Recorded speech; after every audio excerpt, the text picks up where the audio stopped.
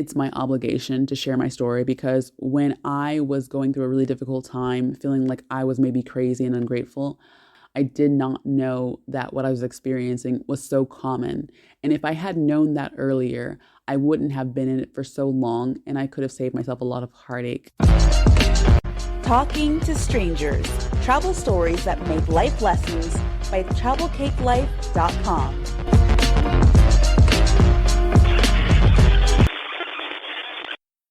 Hey, it's Dawn Swaz, and this is Talking to Strangers. You know what? This week I had the most interesting experience, and usually when I'm recording Talking to Strangers, I'm talking about, when I met somebody in a coffee shop or in an Uber or in a flight or somewhere out there.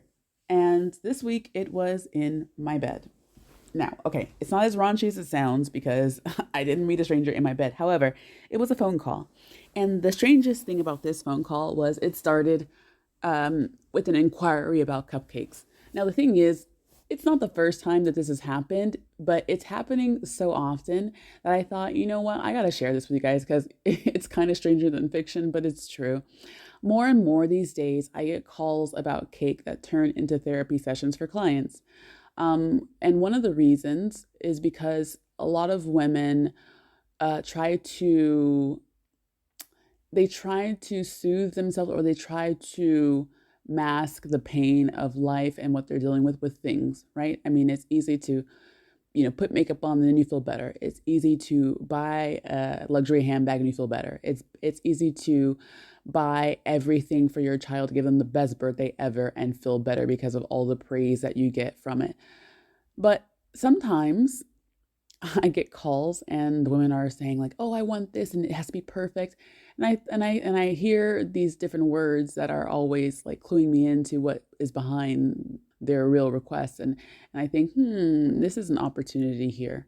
I think back to a time where I was doing those kinds of things, and I, at this point, wish that maybe someone would have talked to me about not facing reality and needing to really take a second look and doing the work to move past these material things that don't bring happiness anyway.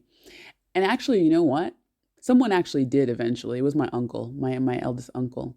He pulled me aside and said, you think that we don't see, but we see. And that was exactly what I needed. It was a life-changing talk that he had with me. And I'm grateful for it. So maybe that's why I kind of lend my voice to these issues. Anyway, this week's call was about cupcakes, and it was a last minute order, and the lady, she recognized my accent and she thought, "Oh, where are you from?" And from that question, we kind of got into a more personal conversation. Now, my intention was not to have an inspirational talk with her. It wasn't really even to have a long conversation because, like I said, I was sleeping. But she started asking questions, she started prodding, and I could hear in her voice that we needed to have a little talk. So she basically came to this point in the conversation where she said, "Yeah, living in Switzerland is a challenge, but I don't know, back home the opportunities are not really so easy to find, and I think like I need to stay here. Maybe I'll leave a little bit later. Maybe it'll get better." Now, let me throw in another side note here about Switzerland in general and Switzerland as a place and Switzerland's image in the world. Switzerland is constantly on the top of the list for the best quality of life and also the most expensive place to live in the world. And I've been wondering why that is for a very long time, because as an expat living here, I don't really see that being the case. And I realize that just has to do with the infrastructure here because it is amazing. The government takes great care of all of our public spaces. The systems are insanely efficient. Everything is perfection by the standard of how the mechanics work of the country. But there is a high depression rate here. And when you scratch gently at the surface of what is this country, people in general are not happy here. Are they content? Sure. Do they feel safe? Of course, absolutely. My 4-year-old, when they were 4 or 5, they could walk by themselves to school, no worries at all. Yeah, that's wonderful. Do you make good money here? It's good. But when it comes to the warm and fuzzy feeling of feeling at home, would you ever equate Switzerland with that?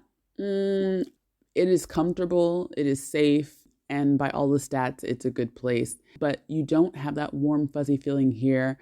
It is not inviting to outsiders at all. And that is a real problem. And I'm going to come to why that's an even bigger problem for expats from third world countries in a few minutes. So anyway, we were talking about, living in Switzerland, and she was alluding to the fact that she doesn't particularly like it here, but she'll maybe move at a later date.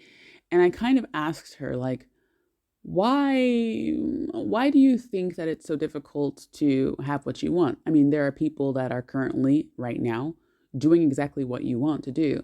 And even though it might not be a majority, if someone's doing it, that means it can be done. So why do you refuse to do something that clearly would make you happy? Because when she talked about her home and she talked about how it is, her family being very close and very united, and her talking with her family on a daily basis, it was clear that she wants that. She wants to go back. But why, I ask her, why won't you just do it? And she starts arguing against herself and against her wants and against her needs. And at that point, I decided, you know what? It's time for me to invest a little bit of energy in this conversation, because I find it's something that a lot of expats, if not most expats here, do. We say, it's safer here.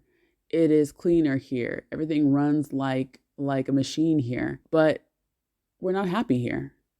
And I told her, I kind of had the same ideas as you when I was in my, let's say, 7th year here. I knew I wanted to go back at some point, but I thought maybe a little later, maybe another time. And what made being here and not wanting to be here so difficult was the fact that Switzerland has this image of being like the best place on earth. And when I would talk to other people about living here, they wouldn't understand why I would possibly be unhappy in such a perfect country. And that made me feel like I was a little bit crazy, to be honest. It made me feel like I'm being ungrateful.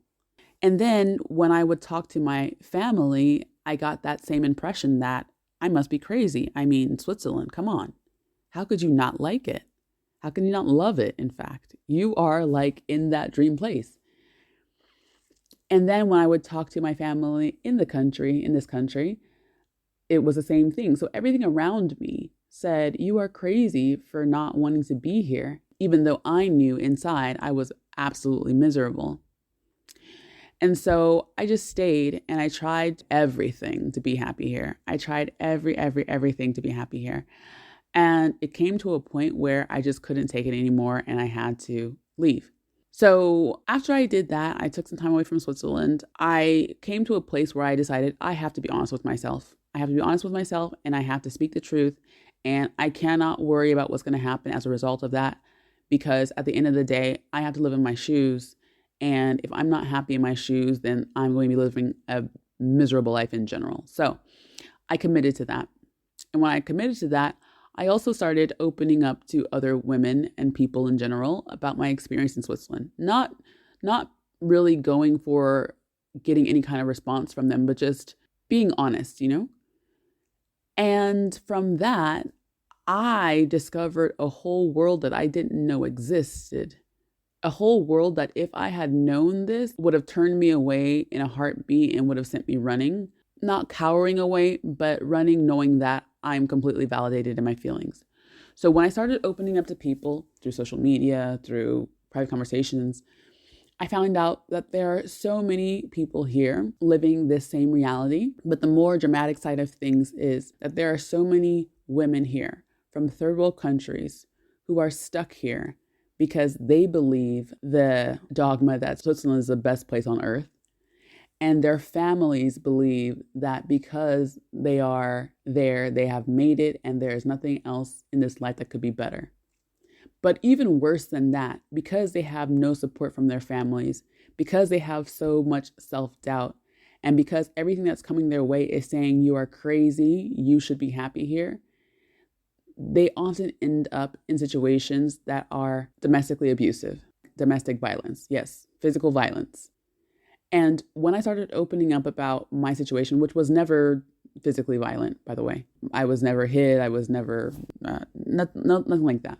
But anyway, when I started opening up about my situation, about how I was so unhappy and I really, really wanted to go back to California, I heard some horrifying stories about the things that happen here because of the country's image and because of the dogma that we hear about Switzerland. And I learned just how common it is for people, especially from third world countries, to experience domestic violence here and also not be able to get the help that they need because people just don't understand.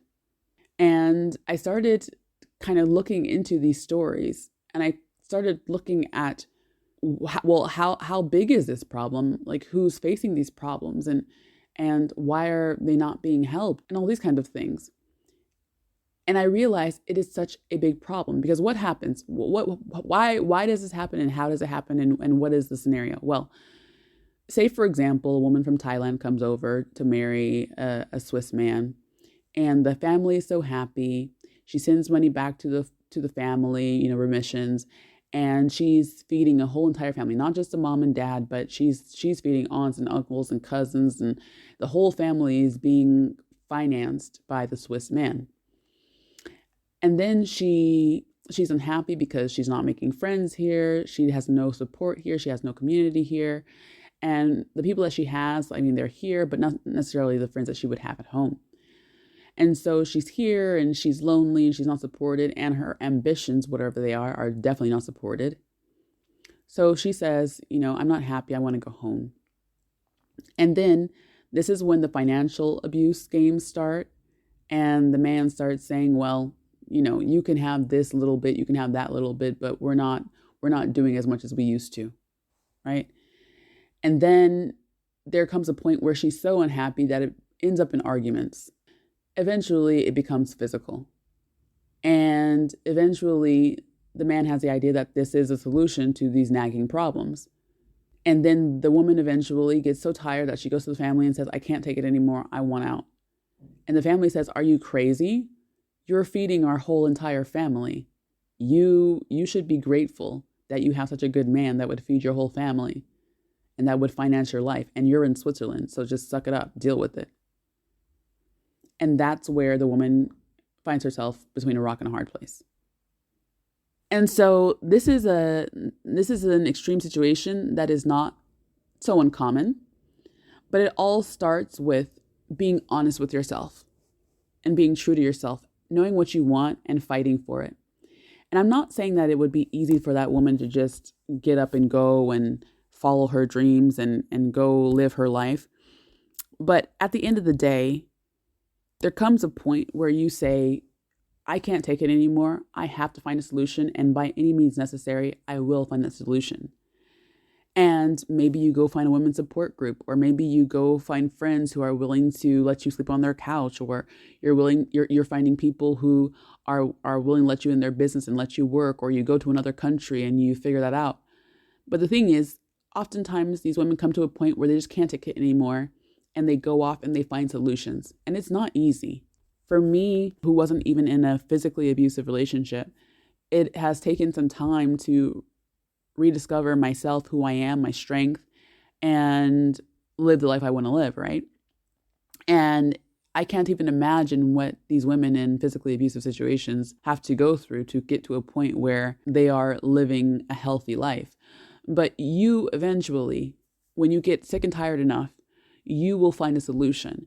And so when we go back to the origin of the conversation, being true to yourself, being honest with what you want and fighting for it and standing by it and not accepting anything else, it's like, why does it take so much to come to that point? It is not necessary that you should have to go through physical abuse to get there.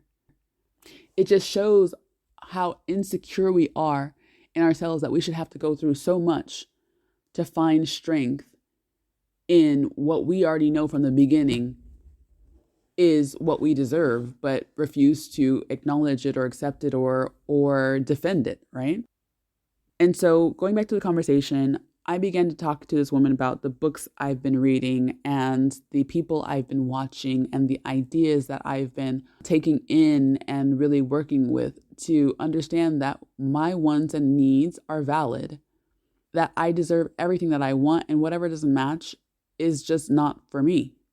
And, once I started working on that, it became clear